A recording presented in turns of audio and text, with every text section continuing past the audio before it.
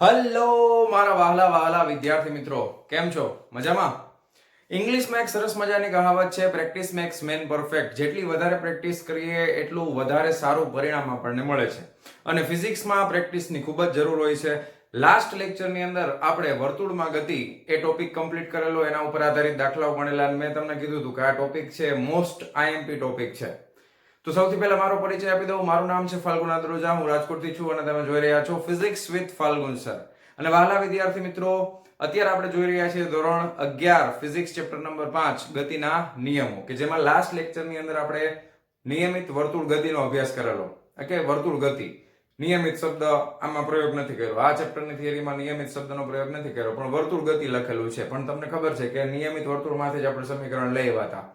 અને એના બે સમીકરણ, એટલે કે સમતલ રસ્તા ઉપર જ્યારે કોઈ વાહન ગતિ કરતું હશે વર્તુળ માર્ગ ઉપર નિયમિત રીતે, ત્યારે એમાં મહત્તમ વેગ કેટલો મળી શકે, અને ઢોળાવવાળા રસ્તા ઉપર વર્તુળ માર્ગ ઉપર જ વાહન ગતિ કરતું હોય ત્યારે મહત્તમ કેટલો વેગ મળી શકે. એ બંને સમીકરણો તમને અડધી રાતે કોઈ પૂછે તો પણ આવડતા હોવા જોઈએ. તો ફટાફટ બે સમીકરણોને પાછા યાદ કરાવી દઉં છું. સમતલ રસ્તા માટે તમારી પાસે મહત્તમ ઝડપનું સૂત્ર હતું Vmax વર્ગમૂળની અંદર વર્તુળ માર્ગની ત્રિજ્યા ગુણ્યા ગુરુત્વ પ્રવેગ g અને ગુણાકારમાં મ્યુએસ. મ્યુએસ એટલે કે સ્ટેટિક ફ્રિક્શન કોએફિશિયન્ટ, બરાબર? એટલે સ્થિત ઘર્ષણાંક. ગુજરાતીમાં શું કહેવાય? સ્થિત ઘર્ષણાંક હોવો જોઈએ. આ કોના માટે છે? તો કે સમતલ રસ્તા માટે. પણ ઢોળાવવાળા રસ્તા માટે મહત્તમ વેગ કેટલો હતો? Vmax વર્ગમૂળની અંદર rg, બરાબર? અહીંયા આવશે મ્યુએસ પ્લસ tan થીટા ના છેદમાં 1 minus mu s into tan theta. Mu s છે સ્થિત ઘર્ષણાંક છે, tan થીટા એટલે જેટલો ઢોળાવ આપેલો હોય એ ખૂણો આવશે અહીંયા આગળ. એના પછી તમને ખબર છે કે ઓપ્ટિમમ વેલોસિટી, કે જ્યારે ઘર્ષણ એકદમ ન હોય, નહિવત હોય અથવા ઝીરો ઘર્ષણ હોય ત્યારે તમને વેલોસિટી મળે, એને ઓપ્ટિમમ વેલોસિટી કહેવાય. એનું સૂત્ર શું છે? અહીંયા આગળ તમારે મ્યુએસ બરાબર 0 મૂકી દેવાનું છે. તો શું આવશે સમીકરણ? √rg tan theta. ઓકે, આટલી વસ્તુઓ યાદ રાખેલી હતી આપણે.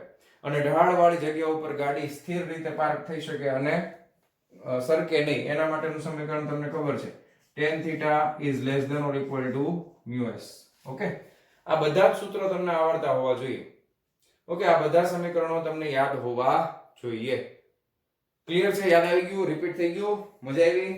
ચાલો, હવે હું આગળ વધીએ છીએ પ્રેક્ટિસ મેક્સ મેન પરફેક્ટ તરફ આગળ વધીએ છીએ.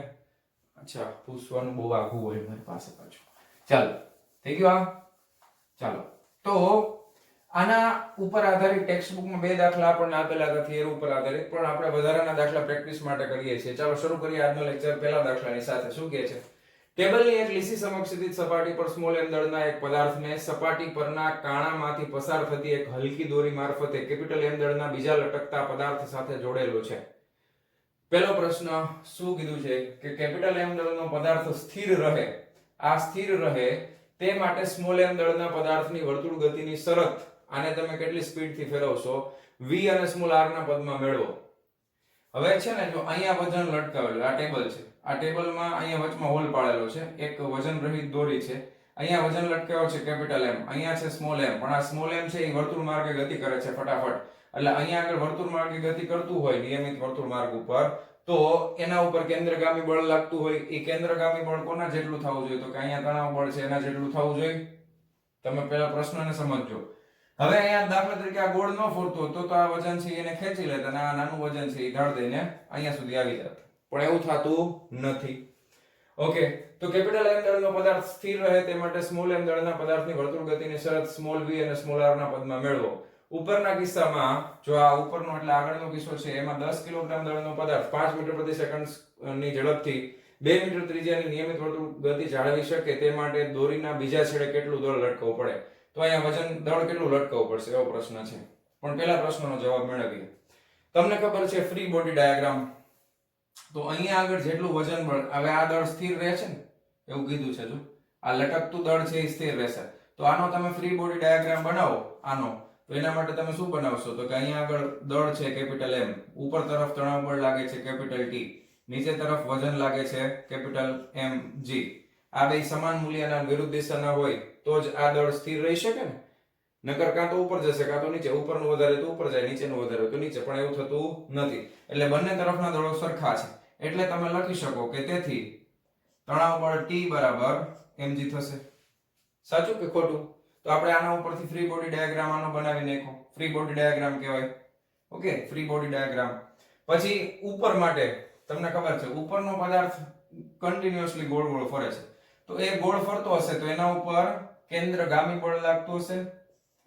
બરાબર? તો કેન્દ્રગામી બળ એ કોના બરાબર થશે? તો કે દોરીમાં ઉપર ફરે છે તો ઉપર એક તણાવ બળ લાગશે. તો એ તણાવ બળ જેટલું થશે.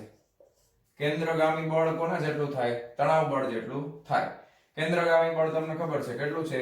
mv² ના છેદમાં ત્રિજ્યા સ્મોલ r આપણે લઈ લઈએ. ઓકે, ઇઝ ઇક્વલ ટુ તણાવ બળ એટલે કેપિટલ T. પણ હવે આ જે તણાવ દોરીમાં, દોરી તો એક જ છે તો અહીંયા જેટલું તણાવ બળ હશે એટલું જ અહીંયા તણાવ બળ હોવું જોઈએ. તો તમે અહીંયા સમીકરણ 1 આપી દો આને. સમીકરણ 1 ઉપરથી T બરાબર શું લખી શકાય? તો કે m * g લખી શકાય. તો mv² ના છેદમાં r is equal two m * small g. તમારે સમીકરણ કયા સ્વરૂપમાં જોઈએ છે? તો કે સ્મોલ v અને સ્મોલ r ના સ્વરૂપમાં જોઈએ છે. તો v અને r ને આ બાજુ રાખો, ઓલા m ને આ બાજુ લઈ જાઓ એટલે v² ના છેદમાં સ્મોલ r બરાબર કેપિટલ mg ના છેદમાં સ્મોલ m. તો આ આપણા પહેલા પ્રશ્નનો જવાબ છે. ઓકે, તો આ આપણે એનો જવાબ લેવા. એકદમ સહેલું છે ને, એકદમ ઈઝી. જો પહેલા અહીંયા આગળ તણાવ બળ અને નીચેનું બળ બે સરખા એટલે T બરાબર mg. અહીંયા આગળ કેન્દ્રગામી બળ બરાબર શું થાય? તો કે તણાવ બળ કેન્દ્રગામી બળ ખબર હોય mv² / r બરાબર તણાવ બળ T. અહીંયા કિંમત મૂકી દો, વાર્તા પૂરી. હવે બીજા પ્રશ્નમાં કીધું છે કે ઉપરના કિસ્સામાં, તો ઉપરના કિસ્સામાં 10 કિલોગ્રામ દળનો પદાર્થ એટલે m બરાબર 10 કિલોગ્રામ આપી દીધું છે. 5 મીટર પ્રતિ સેકન્ડની ઝડપથી ફરે છે એટલે v બરાબર 5 મીટર પ્રતિ સેકન્ડ અને ત્રિજ્યા સ્મોલ r બરાબર 2 મીટરની ત્રિજ્યા છે. નિયમિત વર્તુળ ગતિ જાળવી શકે તે માટે દોરીના બીજા છેડે કેટલું વજન લટકાવવું પડે? એટલે m બરાબર ક્વેશ્ચન માર્ક છે અને સ્મોલ g બરાબર 10 મીટર પ્રતિ સેકન્ડ સ્ક્વેર લેવાના છે. ચાલો, તો હવે આ સમીકરણમાં કિંમત મૂકી દેશું. થઈ જાય ને? શું ગોતવું છે? કેપિટલ M ગોતવું છે. હવે આ સમીકરણમાં કિંમત મૂકી દો એટલે કેપિટલ M ની કિંમત મળી જાય. એમાં કઈ મોટી વસ્તુ નથી. જો સ્મોલ v નો વર્ગ એટલે 5 નો વર્ગ ના છેદમાં સ્મોલ r એટલે બગડો is equal to capital M બરાબર એના ગુણાકારમાં સ્મોલ g એટલે 10 ના છેદમાં સ્મોલ m એટલે 10. આ 10 10 કેન્સલ થઈ ગયા તો કેપિટલ M બરાબર 25 ના છેદમાં શું આવ્યું? 2. 25 ના છેદમાં 2 એટલે 12.5 થાય કિલોગ્રામ. 12.5. ઓકે, તો કેપિટલ M બરાબર 12.5 કિલોગ્રામ મળે છે. સરસ મજાનો દાખલો છે, એકદમ સિમ્પલ છે, ખાલી કન્સેપ્ટ ક્લિયર કરવા માટેનો આ દાખલો છે. બહુ મસ્ત છે. વિડિયો પોઝ કરી અને લખી નાખો. હાલો ફટાફટ, હાલો. ચાલો જવા દઉં છું. ચાલો વિદ્યાર્થી મિત્રો, એક દાખલો જોઈએ પાછો. એક તકતી 100/3 રોટેશન પર મિનિટ એટલે કે 1 મિનિટની અંદર કેટલા રિવોલ્યુશન ફરે છે, રોટેશન કરે છે. રોટેશન એટલે ચક્કર, બરાબર? કે 1 મિનિટની અંદર આટલા ચક્કરા પૂરા કરે છે. ના દરથી સમક્ષિતિજ સમતલમાં તેના કેન્દ્રની આસપાસ ભ્રમણ કરે છે.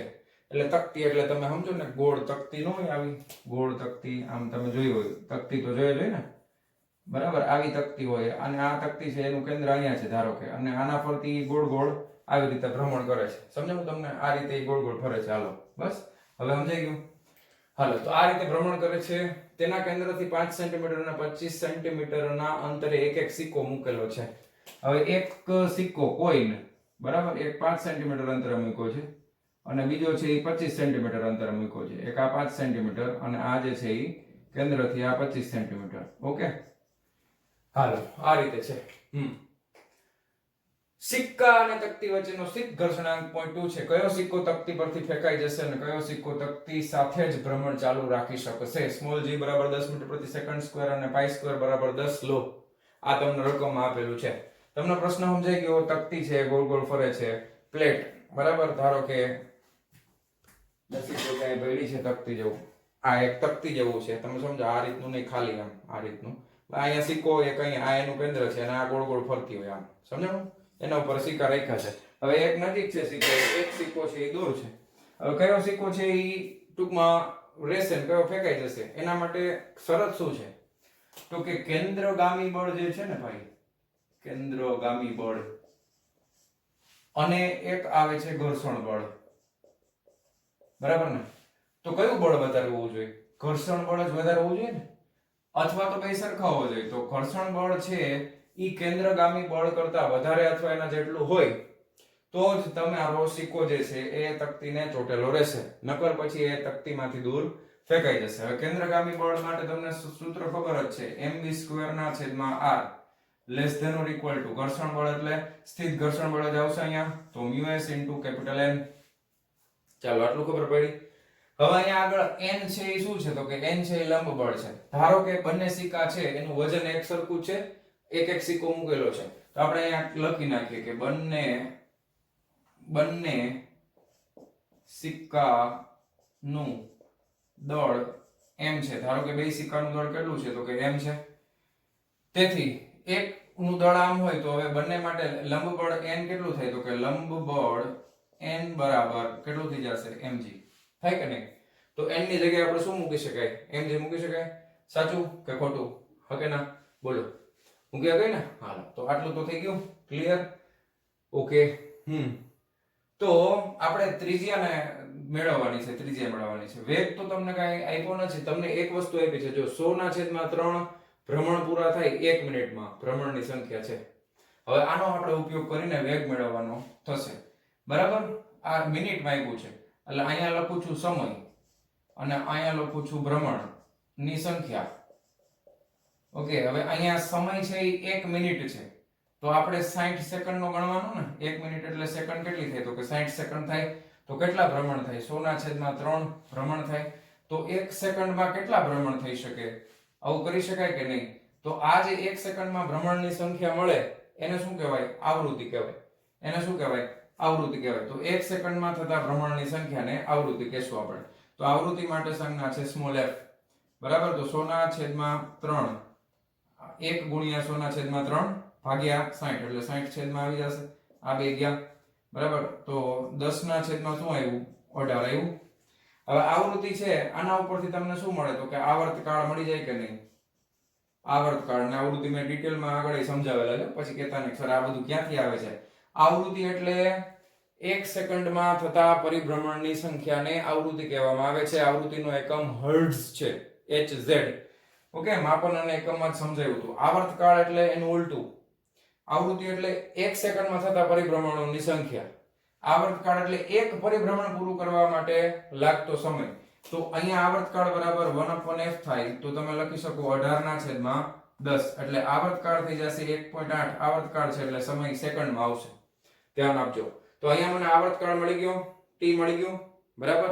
હવે જો આ આવર્તકાળ એટલે એક પરિભ્રમણ પૂરું થવા માટે લાગતો સમય છે ને, તો આના ઉપરથી હું કહું કે ભાઈ વેગ મને અથવા તો ઝડપ કેટલી મળશે, તો કે ઝડપ બરાબર શું લખાય, તો કે ઝડપ બરાબર લખાય અંતરના છેદમાં સમય. ધ્યાન આપજો. અંતર કેટલું કાપે સિક્કો અથવા તકતી? દાખલા તરીકે એક ચક્કર પૂરું કરે એટલે કેટલું અંતર કાપે? એની ત્રિજ્યા સ્મોલ r હોય તો અંતર છે એ 2πr થઈ જાય. એક પરિભ્રમણ માટે અંતર કેટલું થઈ જાય, તો કે 2πr જેટલું અંતર કપાય. ના છેદમાં સમય, એક પરિભ્રમણ પૂરું કરવા માટે સમય કેટલો લાગે છે, તો કે 1.8 સેકન્ડ એટલે 2πr ના છેદમાં 1.8 લખી નાખું. આવર્તકાળ t અથવા તો અહીંયા હું લખી નાખું કેપિટલ T, પછી આપણે કિંમત મૂકશું. બસ આઈડિયા મૂકી દઈશું પછી. ચાલો, તો આ એની ઝડપ થઈ ગઈ, એનું મૂલ્ય છે એટલે ખાલી v લખો. એટલે જો અહીંયા તમને v ની કિંમત મળી ગઈ, બધી કિંમત છે એને અહીંયા મૂકતા જઈએ. હવે આ આકૃતિ તમને સમજાવવા માટે દોરેલી છે, પણ ભલે પડી, હાલો નડશે નહીં, અહીંયા સાઈડમાં થઈ જાય બધું. હાલો હવે આપણે મહત્તમ લેવું છે એટલે less than or equal to ની બદલે શું કરી દેશું? ઇક્વલ ટુ કરી નાખશું. અને આ ઘર્ષણ બળ છે એટલે અહીંયા હું તમે અહીંયા fs પણ લખી શકો છો. અને fs ની કિંમત કેટલી આવે? Less than or equal to μs * capital N. તો મહત્તમ ઘર્ષણ માટે શું લખાય? fs max. તો મહત્તમ ઘર્ષણ માટે શું લખી શકાય? μs * capital N. એ આપણે અહીંયા યુઝ કર્યું છે. અહીંયા મારે fs લખવાની જરૂર હતી પણ વાંધો નહીં, હાલો લખાઈ ગયું તો લખાઈ ગયું, કઈ ફેર નહીં પડે એનાથી. હવે આપણે કિંમત મૂકીએ છીએ, ધ્યાન આપજો. m v² એટલે 2 દુ 4, π² r² ના છેદમાં આવર્તકાળનો સ્ક્વેર થઈ ગયું. ના છેદમાં શું છે, તો કે 1r, એક r કેન્સલ થઈ ગયા. હવે less than or equal to આ એમ નામ રાખીએ, less than or equal to એમ નામ રાખીએ, μs * કેપિટલ N. તો μs કેપિટલ N એટલે શું લખ્યું છે આપણે? m * g.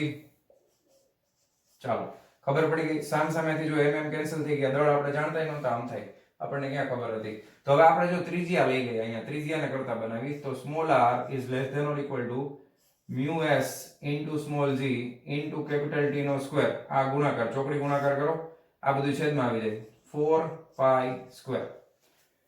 આવું કેમ કર્યું? તો કે ત્રિજ્યા મળે, ત્રિજ્યાની કિંમત આના કરતા ઓછી, જે કઈ જવાબ આવે એના જેટલી અથવા એના કરતા ઓછી હશે તો સ્થિત ઘર્ષણ બળ વધારે હશે, તો સિક્કો ફેંકાશે નહીં. જો આના કરતા વધારે ત્રિજ્યા ઉપર સિક્કો મૂકેલો હશે તો ફેંકાઈ જશે. એવું આપણને જ્ઞાન થશે વાલા વિદ્યાર્થી મિત્રો. સો r is less than or equal to, બધાની કિંમત મૂકી દો. સ્થિત ઘર્ષણાંક કેટલો આપેલો છે? સ્થિત ઘર્ષણાંક છે 0.2. સ્મોલ g કેટલા લેવાના છે? તો કે 10. આવર્તકાળ t કેટલા છે? તો કે 1.8 નો વર્ગ, એટલે 18 ગુણ્યા 18 ના છેદમાં 100 લખી નાખું. હાલે કે નહીં? 1.8 ગુણ્યા 1.8 છેદમાં 10 થઈ ગયું. 4 પાઈ સ્ક્વેર, પાઈ નો સ્ક્વેર બરાબર એ 10 લેવાના છે, કીધું જ છે અહીંયા. તો આ 10 કેન્સલ થઈ ગયા, બરાબર. હવે અહીંયા 0.2 છે. હવે આપણે કેલ્ક્યુલેટર વાપરવાનું, ભાઈ આપણે ક્યાં કોઈ ના પાડી કેલ્ક્યુલેટર વાપરવાની? ખોટો ટાઈમ પાસ તો કામ કરવો જ જોઈએ. હે, હાલો વાપરો ફટાફટ. હાલો 18 ગુણ્યા 18 ગુણ્યા 0.2 બરાબર ટીકડું ફલાણું ભાગ્યા કેટલા આવશે? તો કે 400. તો 0.162 જવાબ આવ્યો. કેટલો આવ્યો? 0.162. ઓકે, સો ઇક્વલ ટુ 0.162 જવાબ આવ્યો. પણ આ કેમ આવ્યો છે? તો કે મીટરમાં. અહીંયા તમને ડેટા કેમ આવ્યો છે? તો કે સેન્ટીમીટરમાં. તો ઇક્વલ ટુ શું લખી શકાય? તો કે 16.2 સેન્ટીમીટર. તો કયો સિક્કો ફેંકાઈ જશે?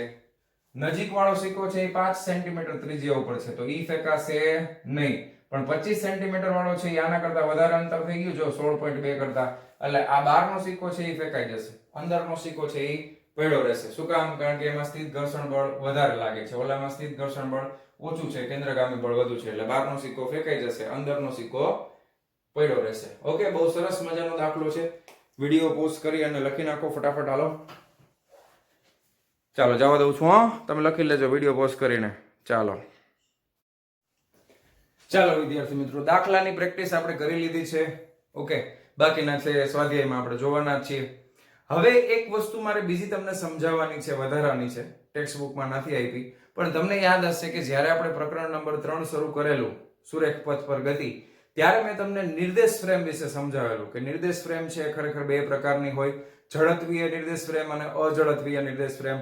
ઓકે, હવે એના વિશે થોડીક ચર્ચા કરવાની છે, કારણ કે અગત્યની છે. તમારે જો JEE નીટની એક્ઝામમાં સારા માર્ક્સ લેવા હોય તો આ શીખવું પડે, એટલે હું અત્યારે આ ટોપિક અહીંયા કવર કરી રહ્યો છું.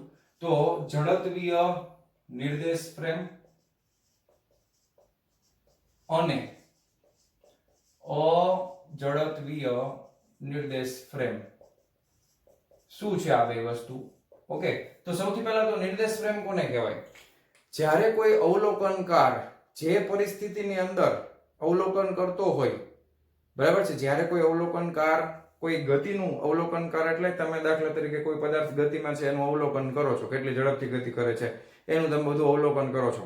તો જ્યારે કોઈ અવલોકનકાર કોઈ પદાર્થની ગતિનું અવલોકન કરતો હોય, તો જે સ્થળેથી અને જે પરિસ્થિતિમાં અવલોકન કરે છે એને તે જગ્યાની નિર્દેશ ફ્રેમ કહે છે.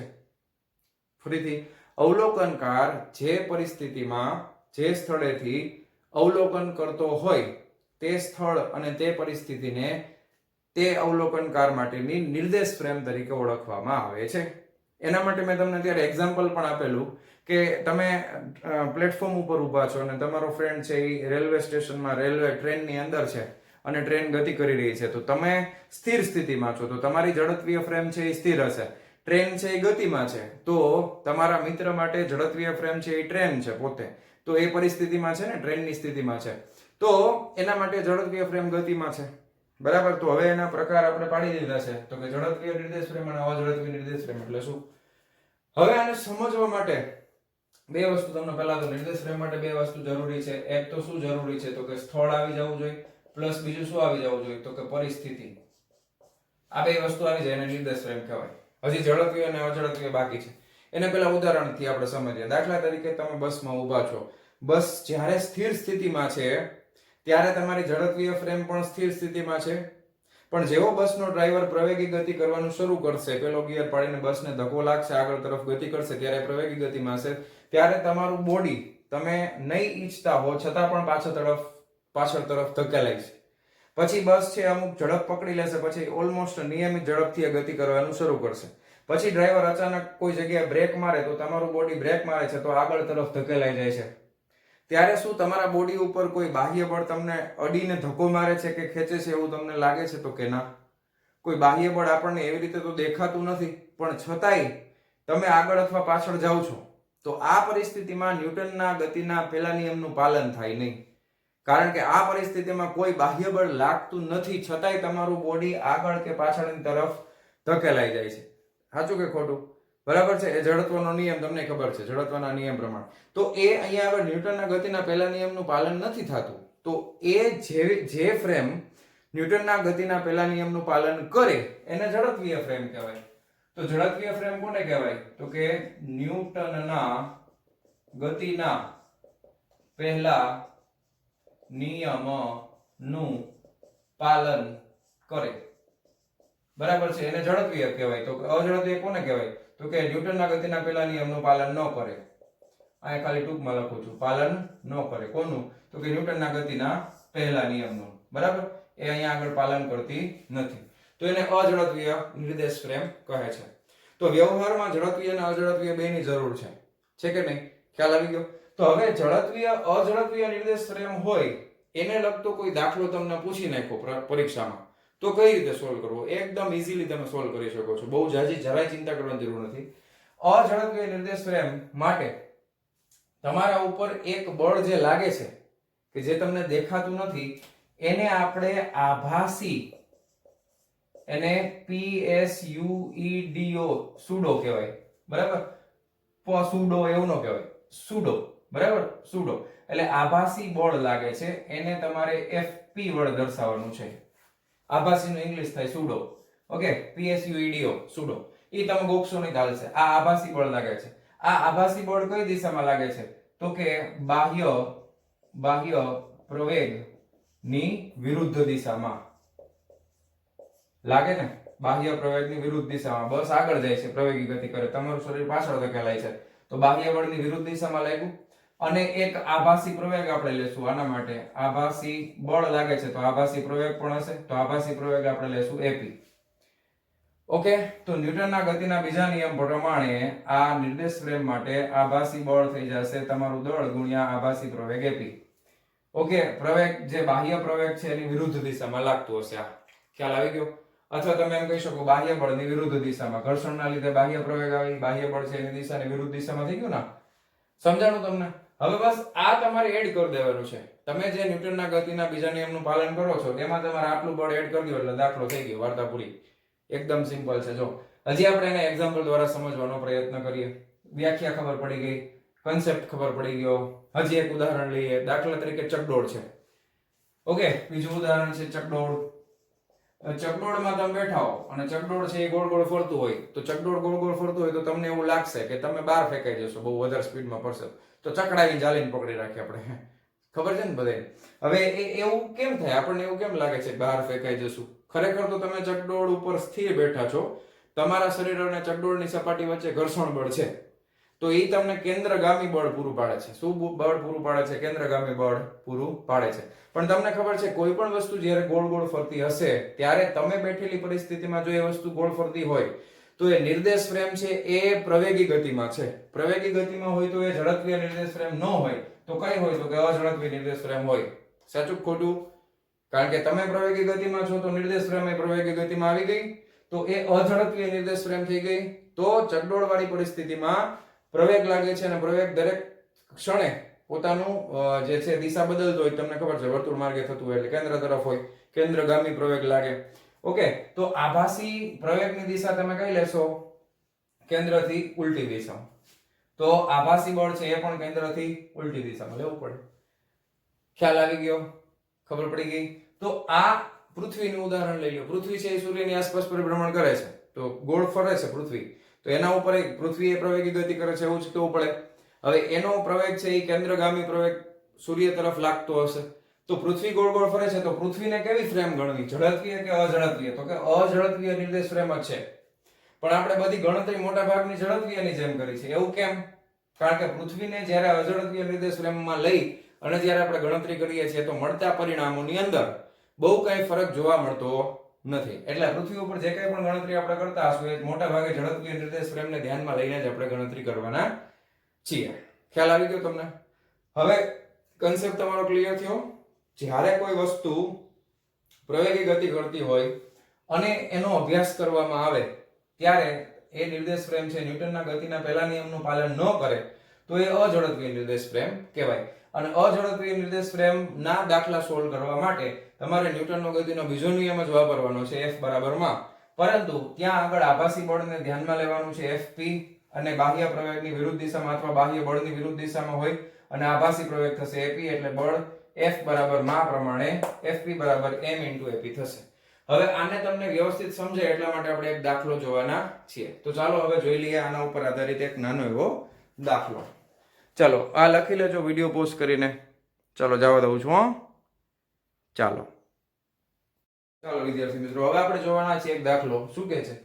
60 કિલોગ્રામ દળ ધરાવતો રમેશ એક લિફ્ટમાં સ્પ્રિંગ બેલેન્સ પર ઉભેલો છે, એટલે લિફ્ટમાં ઊભો છે ટૂંકમાં. જો લિફ્ટ 2 મીટર પ્રતિ સેકન્ડ સ્ક્વેરના પ્રવેગથી પહેલું ઉપર તરફ બીજું નીચે તરફ ગતિ કરે તો રમેશનું વજન કેટલું નોંધશો? છે ને એકદમ સહેલું.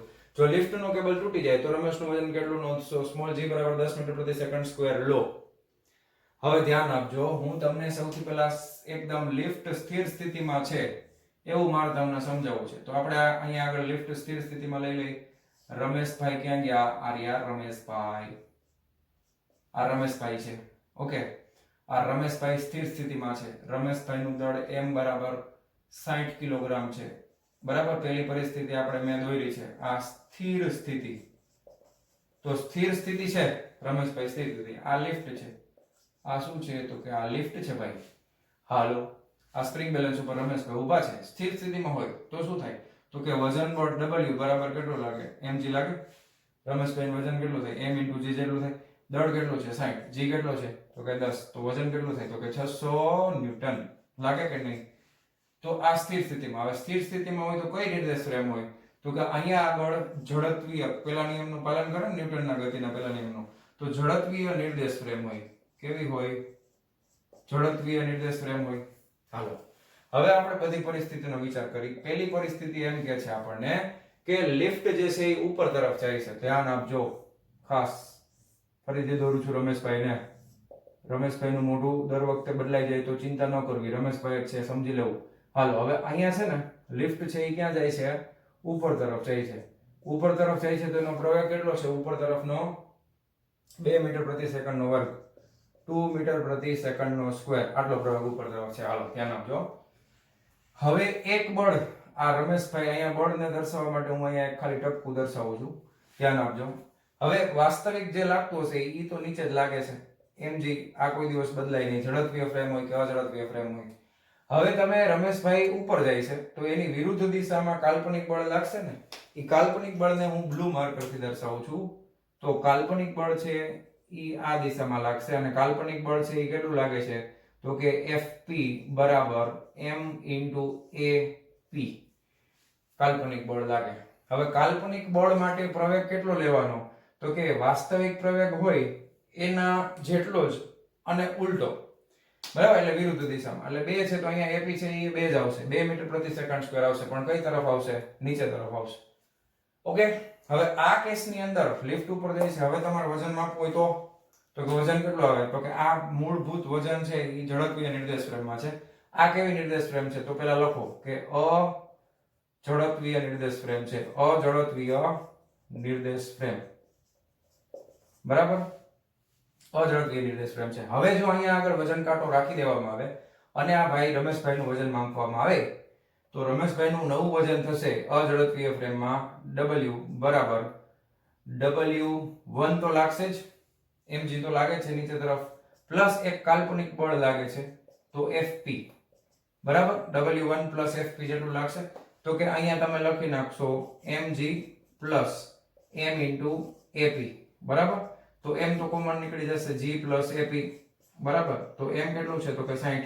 g 10 છે પ્લસ Ap કેટલું છે? તો કે 2 છે ને, 2 મીટર પ્રતિ સેકન્ડ સ્ક્વેર. 10 ને 2 12, 12 6 72, 720 ન્યૂટન આટલું વજન થશે રમેશભાઈનું. બરાબર, ખ્યાલ આવી ગયો? હાલો, હવે બીજી પરિસ્થિતિ. હવે લિફ્ટ નીચે તરફ જાય છે. ધ્યાન આપજો બાળકો. આ લિફ્ટ છે, રમેશભાઈ એકના એક જ છે કારણ કે મેં જ દોર્યા છે, બરાબર, એટલે એ મારા જ રમેશ, તમારા અને મારા બે એક જ રમેશભાઈ હોય. હવે અહીંયા ધ્યાન આપો, વજન દર્શાવવા માટે હું અહીંયા એક, આ તો ફિક્સ જ છે, આ mg તો નીચે જ લાગે. હવે પણ લિફ્ટ ક્યાં જાય છે ભાઈ? એ બરાબર 2 મીટર પ્રતિ સેકન્ડના વર્ગથી નીચે જાય છે. તો હવે કયો તો કાલ્પનિક બળ, સોરી, આભાસી બળ છે એ ક્યાં લાગે? નીચે લાગે કે ઉપર લાગે? આભાસી બળ ક્યાં લાગે? નીચે લાગે કે ઉપર? લિફ્ટ જો નીચે જતી હોય પ્રવેગિત ગતિ કરીને આટલો વધારાનો, તો આભાસી બળ છે એ ઉપર તરફ લાગે, લાગે ને? અને આભાસી પ્રવેગ છે એ એપી જેટલું હોય, કેટલો હોય તો કે 2 મીટર પ્રતિ સેકન્ડનો વર્ગ, આટલો જ થાય. હવે આ કેસની અંદર વજન જોતું હોય તો અહીંયા આગળ નિર્દેશ ફ્રેમ કેવી છે તો કે અઝડપીય નિર્દેશ ફ્રેમ છે. કેવી છે? અઝડપીય નિર્દેશ ફ્રેમ. તો અહીંયા આગળ લાગતું વજન W બરાબર W1 નીચે લાગે છે, માઇનસ શું કામ? આની દિશા અને આની દિશા એકબીજાથી વિરુદ્ધ છે, માઇનસ શું કરવું પડશે? FP is equal to mg minus map is equal to m common કાઢો, g minus fp. m કેટલા છે? 60 કિલોગ્રામ. 10 minus 2, 10 માંથી 2 જાય તો 8, 8 6 48, 480 ન્યૂટન લાગે. સાચું ખોટું? તો આ કેસની અંદર રમેશભાઈનું વજન કેટલું આવશે? 480 ન્યૂટન. ઓકે, હવે હજી એક પરિસ્થિતિ છે, જો લિફ્ટનો કેબલ તૂટી જાય, લિફ્ટનો કેબલ તૂટી જાય ને તો એ પરિસ્થિતિ હવે દોરવા માટે જગ્યા ઓછી છે, પણ અહીંયા સમજાવી દઉં તમને. ધારો કે લિફ્ટનો કેબલ તૂટી ગયો, બરાબર, ફાઇનલ પરિસ્થિતિમાં લિફ્ટનો કેબલ તૂટી જાય છે. હવે લિફ્ટનો કેબલ તૂટી જાય એટલે લિફ્ટ જે છે એ મુક્ત પતન કરવા માંડે, લિફ્ટ પોતે, બરાબર, લિફ્ટ પોતે મુક્ત પતન કરશે ને. આ રમેશભાઈ છે એ લિફ્ટની અંદર જ છે. હવે એને તો બચાડાને ખબર ય નહોતી, કેબલ તૂટી ગયો, હલવાઈ ગયા, પણ કઈ વાંધો નહીં. લિફ્ટનો કેબલ તૂટી જાય એટલે નીચે તરફ લાગે બળ કેટલું તો કે આ પેલું બળ છે એ W બરાબર mg, તો આ તો લાગતું જ હોય. પણ લિફ્ટનો કેબલ તૂટી જાય તો લિફ્ટ જ્યારે કેબલથી બંધાયેલી હતી ત્યારે પ્રવેગ કેટલો હતો? 2 મીટર પ્રતિ સેકન્ડ સ્ક્વેર. તો લિફ્ટનો કેબલ તૂટી જાય તો આ આખી લિફ્ટ છે એ નીચે કેટલા પ્રવેગથી જશે તો કે એ નીચે છે એ બરાબર g જેટલા પ્રવેગથી જાય ને, 10 મીટર પ્રતિ સેકન્ડ સ્ક્વેર. હવે કેબલ આટલા પ્રવેગથી નીચે જાય તો કાલ્પનિક બળ ક્યાં લાગે? વાલા વિદ્યાર્થી મિત્રો, અહીંયા આગળ તમે દર્શાવો, મેં અહીંયા ખોટું દર્શાવ્યું, અહીંયા જ દર્શાવી દો એટલે તમે આ બધાની જેમ બધું સરખું જ રહેવું જોઈએ. જો આ W અહીંયા લાગ્યું, કાલ્પનિક પ્રવેગ કાલ્પનિક આભાસી પ્રવેગ ક્યાં લાગશે? વિરુદ્ધ દિશામાં. કેટલા મૂલ્યનો? તો કે a બરાબર g જેટલો. તો અહીંયા આગળ આભાસી બળ કેટલું થાય તો કે આભાસી બળ કેટલું થઈ જશે તો કે mg જેટલું થઈ જશે, કારણ કે a બરાબર તો g છે. તો બે એકબીજાની અસરને શું કરી દે? નાબૂદ કરી દે ને. તો અહીંયા આગળ તમે લેશો તો W બરાબર, સોરી અહીંયા બધામાં અહીંયા લખ્યું નથી ને, આ W નહીં પણ આ W1 છે ને, mg આ નીચે લાગે છે, અહીંયા mg લખું, માથાકૂટ નહીં. તો અહીંયા કેટલું થઈ જશે તો કે mg minus mg બરાબર 0, તત સર્વમ શૂન્યમ શૂન્યમ. તો આ વજન રહિત પરિસ્થિતિનું નિર્માણ થશે. કેવી? વજન રહિત. હવે કોઈ વસ્તુ મુક્ત પતન થતી હોય ત્યારે એનું વજન માપવામાં આવે ને તો વજન 0 હોય. વજન કેટલું આવે? 0. ખ્યાલ આવ્યો? આ રીતના દાખલા, આ રીતના MCQ તમને પૂછાઈ શકે કોમ્પિટિટિવ એક્ઝામ માટે. સ્કૂલમાં તો નહીં જ પૂછે. ઓકે, કોમ્પિટિટિવ એક્ઝામ માટે ધ્યાન આપજો. MCQ ખાસ આને લગતા એકદમ સિમ્પલ કન્સેપ્ટ છે. આ હતો ઝડપીય અને અઝડપીય ફ્રેમ ઉપર આધારિત દાખલો. ખ્યાલ આવી ગયો? તો મસ્ત દાખલો છે, ફટાફટ લખી નાખો. એકદમ સિમ્પલ, એકદમ ઈઝી દાખલો છે. ઓકે, લખી નાખો ફટાફટ વિડિયો પોઝ કરીને. ચાલો, લખાઈ ગયું? જવા દો. તો મારા વહાલા વિદ્યાર્થી મિત્રો, વજન રહિત કહી શકો અથવા આને ભાર રહિત કહેવાય, બરાબર છે? વજન રહિત કયો અથવા ભાર રહિત કયો, બે પરિસ્થિતિ એક હતી. તો મારા વહાલા વિદ્યાર્થી મિત્રો, આજનો આ લેક્ચર આપણે અહીંયા પૂરો કરીએ છીએ. મળીએ છીએ નેક્સ્ટ વિડિયો લેક્ચરમાં આ ચેપ્ટરના લાસ્ટ ટોપિકની સાથે. ત્યાં સુધી આવજો.